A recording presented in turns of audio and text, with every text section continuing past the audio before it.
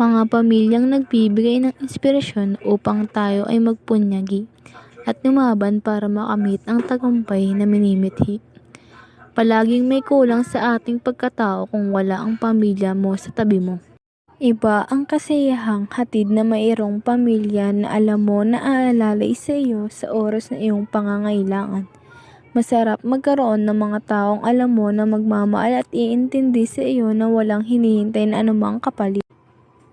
Higit sa lahat, masaya ang magkaroon ng mga taong alam mo na kahit ano pa ang mga pinagdadaanan nyo na hindi maganda noon ay sila pa rin ang iyong magiging huling kandungan. Mahalin natin at bigyang halaga ang ating mga pamilya, lalo na ang ating mga magulang.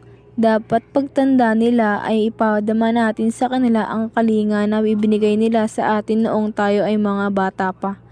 Sa unting-unting pagkaubos ng kanilang mga lakas, akayin natin sila gaya ng pag-akay nila sa atin mula pa sa unang paghakbang natin.